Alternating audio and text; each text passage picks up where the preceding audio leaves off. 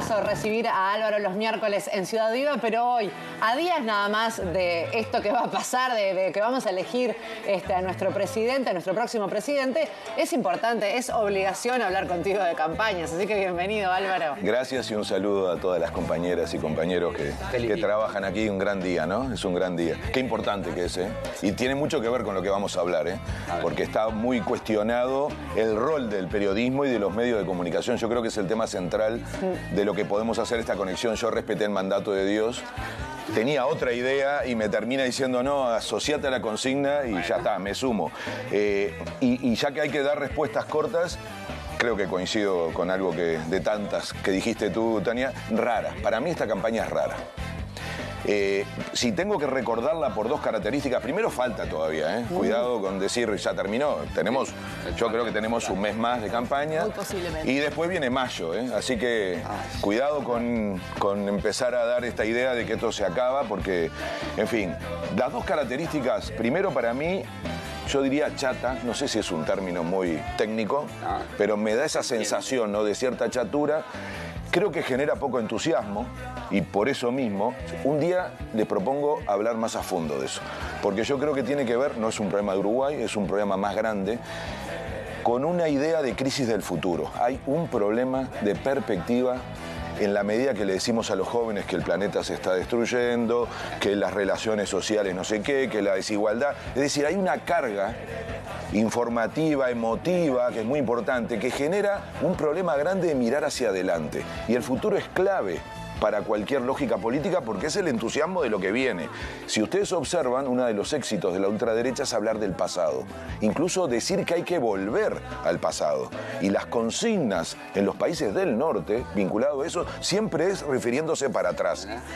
La de Trump particularmente, ¿no? Volver a ser grande, recuperar lo que perdimos. O sea, entonces cuando uno trabaja con ese tipo de símbolos que conectan con emociones, lo que se te frustra es la idea del futuro. Nosotros no estamos en ese momento, ¿no? No, pero creo que algo de eso empieza a pasar.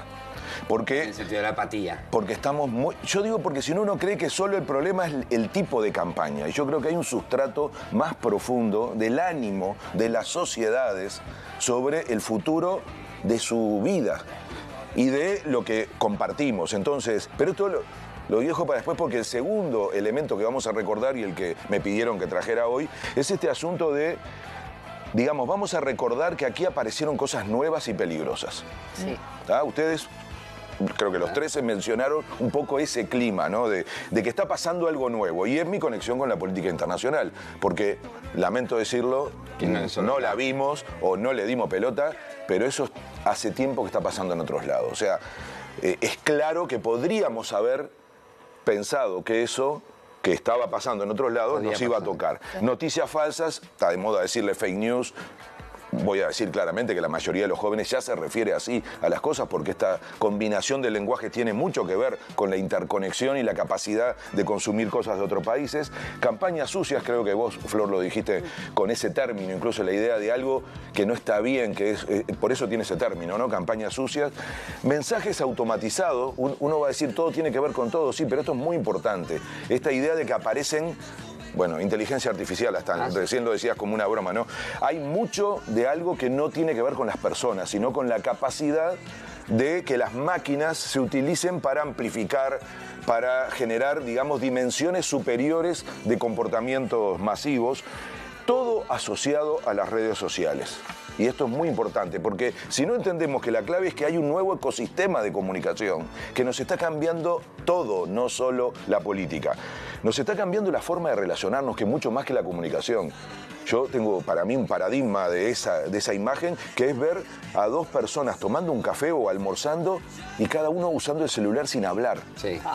O sea, está fuerte. Yo no estoy haciendo un juicio de valor sobre esto, ¿eh? Estoy diciendo que hay un tema que es más de relación que de comunicación. Empieza a haber un problema de relación, no solo de comunicación. Se cambia la forma de consumir. Cada vez vamos menos a lugares y consumimos, y está hasta la campaña de no te muevas. O sea, hay ahora una campaña muy fuerte de una empresa grande que empieza a decir no vayas a ningún lado, no vayas ni al supermercado. Por lo tanto, de vuelta a relacionarse. Dejás de relacionarte. Después, Está cambiando forma de entretenerse, ustedes son profesionales de eso. Está cambiando la forma de aprender. Cuando esto se meta a fondo en la educación, yo tengo hijos chicos, y la forma de aprender no es la que tuvimos nosotros. Hay mucha facilidad para acceder a información, lo que no quiere decir conocimiento. Y por supuesto entonces también cambia la forma de la política. Era inevitable que la política iba a ser permeada por ese cambio tan potente que tiene la sociedad y la forma de hacer y de consumir política. Y por eso se transforman en una herramienta tan poderosa estas que estamos teniendo. Miren, les voy a decir 4 características de cosas pendientes. Aún no tiene regulación. ¿Se dan cuenta que después de tanto tiempo tuvimos una ley sobre financiamiento de políticos que no incluye las redes? Sí. Que es lo más importante que está pasando. Si iremos medio lento. Tan es así que la veda que empieza para todos los medios no ocurre en las redes. Ay, agárrate, Catalina. ¿Entienden? Claro. Después, cuesta mucha plata, otro elemento. También durante mucho tiempo esto costaba mucha plata y se decía que quien tenía recursos lograba que los medios de comunicación masivos tuvieran más reflejo. Eso sigue funcionando en Uruguay, que somos bastante lentos, pero con las redes eso explota porque hay que tener mucha plata. Tercero, llega a millones y acá viene una cuestión clave. No, pensé que era más barata las redes. Para influir realmente no es más barata. Y miren el elemento clave, y eso sí que nos cuesta mucho en medios así, segmenta. O sea, podés elegir los públicos. Nosotros acá le estamos hablando a todos. No importa la edad, no importa el género, no importa la condición económica, mientras que las campañas vinculadas a las redes sociales se segmentan. Y esta es la principal sorpresa, y ahora lo voy a explicar por qué en casos que pasaron en el mundo. La cuarta característica es que tiene muy poca mediación periodística, el rol de ustedes. O sea, hay muy poco valor agregado, muy poco chequeo. Ustedes se preocupan mucho de no decir un disparate porque son profesionales que luego van a tener consecuencias. En las redes eso no pasa. Y por último, y también alguien lo mencionó en la apertura del programa, polariza. Es decir, genera ideas y posiciones que luego son irreconciliables, porque uno se va acostumbrando a escuchar más de lo mismo y a gente que piensa igual. Entonces, sos incapaz de pensar y de abrir la cabeza. Rápidamente. Experiencias de intervención, porque lo que hay con este tipo de mecanismos son intervenciones en las campañas electorales. Influyen y determinan. No teníamos idea, hasta que vimos la primera, que fue en el 2016, que fue la salida del Reino Unido de la Unión Europea. No había un medio, no había una encuesta que dijera que iba a aprobarse el plebiscito y se iba a salir. Todas decían que la decisión iba a ser quedarse, porque no fueron capaces de conectar con ese nuevo sistema. Y entonces todo el nivel de información que había indicaba otra cosa. Bueno, los ingleses decidieron, nos vamos. O sea, fue la primera experiencia y fue una experiencia piloto pocos meses antes de la elección de Trump en Estados Unidos. Y todavía se está investigando porque hubo intervención rusa. Y ahí ustedes piensen por qué hay tanta afinidad entre Trump y Putin, que parecen cosas antagónicas, entre comillas, pero entonces hubo desde el comienzo una capacidad de intervenir una elección en un país que no pertenecía a ninguno de los dos personajes fundamentales que estaban actuando, para que se den cuenta de la potencia de esto. Claro. Y se tomó una decisión que al día de hoy los ingleses se arrepienten. Ahora, inmediatamente después vino la elección de Trump, les voy a traer uno más cercano, el plebiscito por la paz en Colombia. ¿Alguien puede creer que en un país con guerra de 50 años interna, cuando se llamara un plebiscito por la paz, podía la gente decir no queremos paz? Bueno, ocurrió. ¿Saben por qué? Porque la campaña en las redes iba segmentado, sobre todo desde el punto de vista religioso, a decir que cuando vos votaras a favor del plebiscito, y empezaba un montón de argumentos que no tenía que ver con la paz, ahí empiezan las noticias falsas más potentes. Y la gente terminó resolviendo en contra de la paz. Después vino Bolsonaro, que es un caso increíble, no usó los medios de comunicación. No sé si se acuerdan, se sentaba en un escritorio muy mal filmado, con la Biblia al lado, y se transmitía solo por las redes sociales. Los medios de comunicación tenían que tomar de las redes sociales las imágenes. Él no daba entrevistas. Y penetró en un sector clave de la sociedad brasilera, que es los sectores religiosos, a través de ese mecanismo. Por último, Milei, acá cerca, ¿no? Sí. Que ya cada una de estas etapas, además, se desarrolla con plataformas tecnológicas nuevas, va avanzando, sí. Que pasás de Twitter o de Facebook a WhatsApp, ahora tenés a Instagram y a TikTok. Entonces, termino, es imposible que eso no llegara a Uruguay. Es imposible. Entonces, yo discrepo con la teoría de que somos excepcionales. Esa idea de la excepcionalidad uruguaya por supuesto que tenemos particularidades, pero en la interdependencia que hoy existe, y más aún en materia de comunicación, es imposible. Y si algo pasa en Argentina, perdonen, es evidente que acá va a terminar pasando. Y tan potenciada es, Álvaro, perdoná que te interrumpa, No, que dale. acordate que, por ejemplo, que cuando estaba la pandemia en el mundo, que obviamente llegó un poco antes que acá, también llegábamos a pensar de que acá no, hasta la pandemia en un momento creímos que no iba a llegar. Absolutamente es eso. Y lo mismo pasa con el cambio climático, y decíamos en Uruguay, no, qué horrible lo que le pasa a otros países, y acá abrimos la canilla y empezó a salir agua salada, o sea, pues, impacto directo sobre la crisis de medio ambiente. Y así, bueno, ni les digo, en el narcotráfico, ¿no? Era un problema de Colombia, de Bolivia, de México, y resulta que ahora lo tenemos acá. Pero acá, más allá de que nosotros somos parte del mundo y que hay un montón de cosas que van a llegar, a veces de forma medio burda, como llegaba ese periodista español acá, de una forma muy burda, pero no nos limpia nuestro periodismo. No es una estrategia en contra de esto de que o son zurdos o son fachos. No le hace mal eso al periodismo. No ha hecho el periodismo uruguayo mucha cosa para limpiar las fake news. Sí, de sí. hecho, enfrentando alguna de las cosas. Acaba de pasar. Acaba de pasar. Y les voy a decir una cosa que... Justo en este día, celebrar que nosotros tenemos esa particularidad de que somos tan esa poquitos tarea. Y que somos los periodistas, es nuestra red. Y que en Twitter es muy fácil desenmascarar alguna cosa, ¿no? Contrastar. Y yo creo que el periodismo uruguayo ha dado una clase, y por eso me embola cuando hablan de los zurdos por este canal, o del facho Álvarez, por decir uno, que le hace muy mal al periodismo, al buen periodismo que se hace en los dos lados. Sí, porque sí. en los dos lados se hace buen periodismo. Sí, sí. Entonces, me parece que que más allá de que somos parte del mundo y que nos va a llegar, hay cosas en las que yo creo en el antídoto. Creo en ¿cómo es que se llamaba aquello verde? La kriptonita. La kriptonita del marketing que dice Invernizzi, que es la realidad. Creo que esa realidad la tenemos los periodistas, y por eso cuando lo hace, se hace bien. Cuando se pone la verdad arriba. En un país como el nuestro no te podés comer ninguna. Sí, mira, Tania, yo creo que la vacuna es el periodismo bien hecho. Claro. Y les digo, ahí hay una excepcionalidad uruguaya. ¿Saben que el primer caso de una campaña de fake news, de noticia falsa, que se logró resolver antes del hecho electoral, porque las cosas después se aclaran, pero se aclaran tarde, y el impacto está, fue la denuncia contra Orsi? Es muy poco común, porque en todos los demás casos, les hablo de Dilma Rousseff, sí. Les hablo de Hillary Clinton. O sea, campañas sobre todo para perjudicar a una persona con respecto a cuestiones personales, han pasado en países absolutamente centrales y ocurrieron y se terminaron aclarando después del episodio electoral.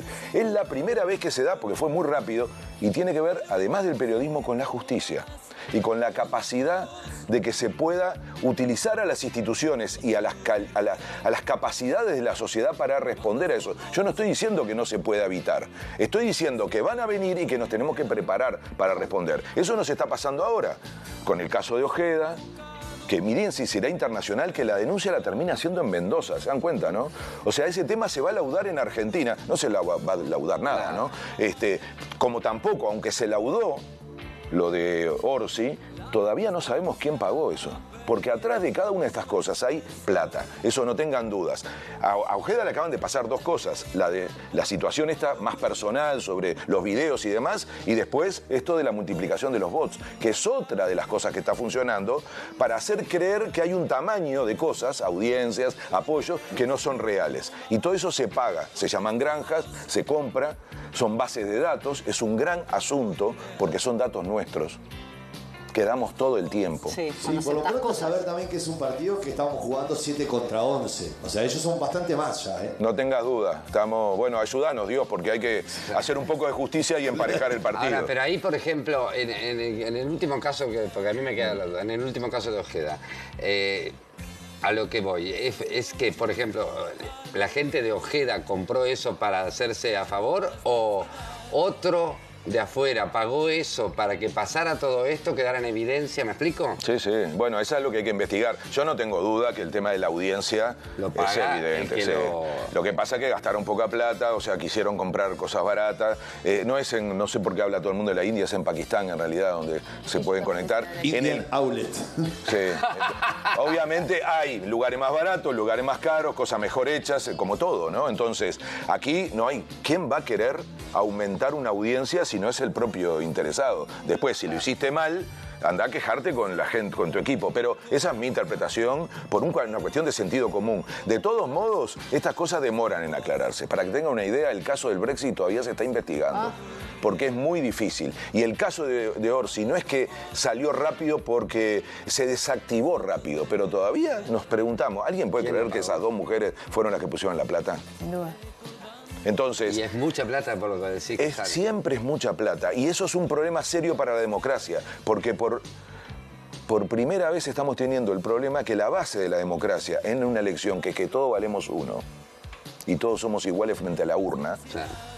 Eso cambia en la medida que gente con muchos recursos pueda hacer operaciones en donde se le coma la cabeza a la gente, porque al final eso es lo que pasa.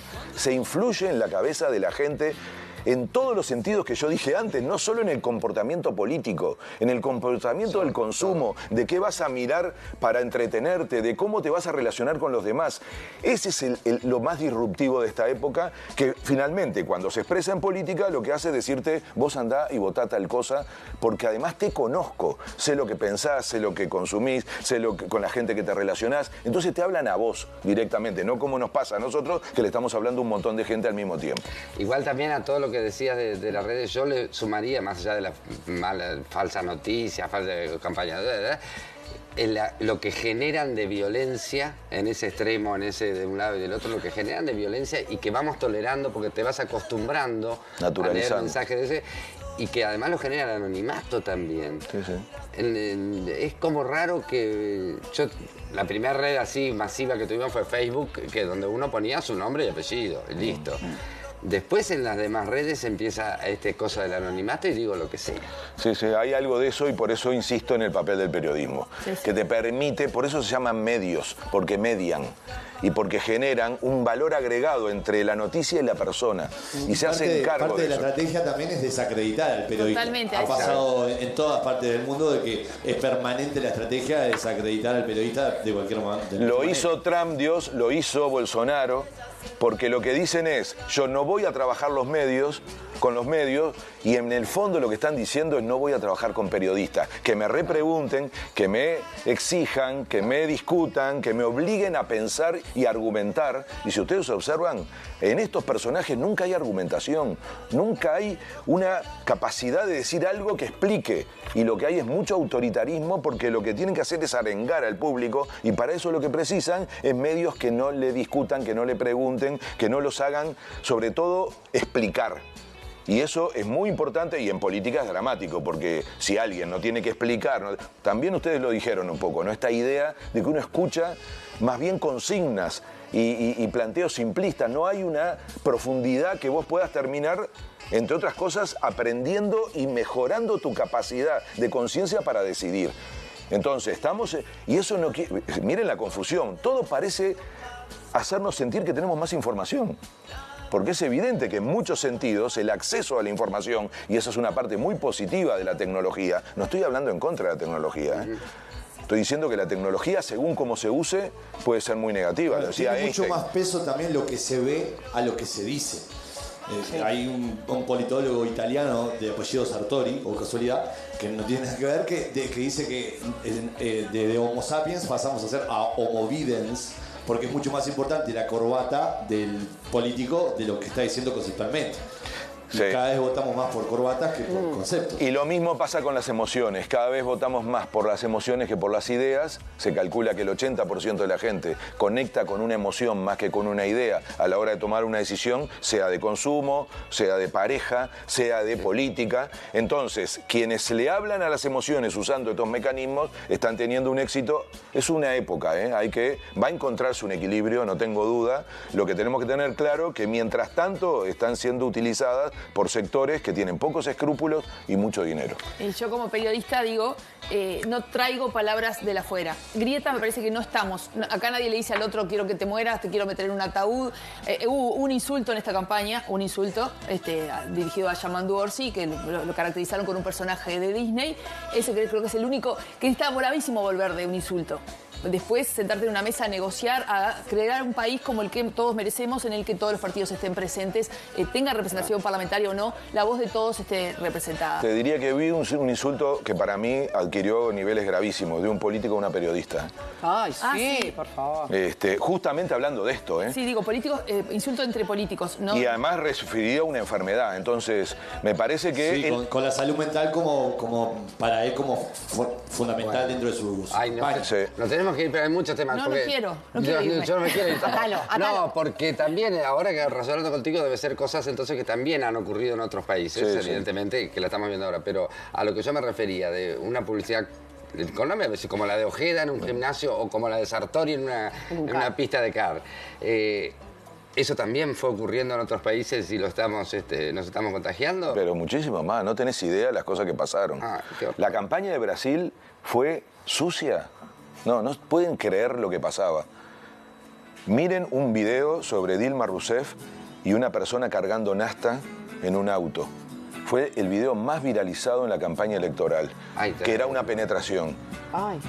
Eso fue el video más viralizado en la campaña electoral de Brasil. Entonces, es como dice Tania, todavía acá no llegamos a niveles de esos porque no funciona, pero lo que tenemos que entender, y por eso la política internacional es útil, veamos lo que pasa en otros lados, no para copiar, para prevenirnos, para prepararnos, para discutirlo con anticipación. Eso para discursos. Un discurso de Milei no hace tanto se comprobó también que era un discurso copiado de hacía muy poco. En Naciones Unidas. Maravilloso, fue maravilloso. Sí. ¿Copiado de otro político? No, de una serie. De un actor que hizo el mismo discurso. Del ala oeste, te lo voy a pasar, está El divino. mismo Milei que hizo un concierto, ¿no? Yo estoy esperando a ver cuál de los Pero si no candidatos lo ves, va a no lo ser un crees. show. No, es No increíble. lo- Cuando no lo lo, puedes cuando creer. lo- porque lo van pasando en simultáneo y el tipo dice, o sea, el que le escribió el discurso una serie. se ahorró tiempo y dijo, voy a usar un guión que ya existió. No. Qué vergüenza. Muchas gracias. A Como ustedes. siempre, nos queda corto. El domingo gran Sí. programa en TV Ciudad. Muy bien. Sí, gran transmisión desde muy temprano. Con muchísimos compañeros trabajando. Es verdad. Gracias.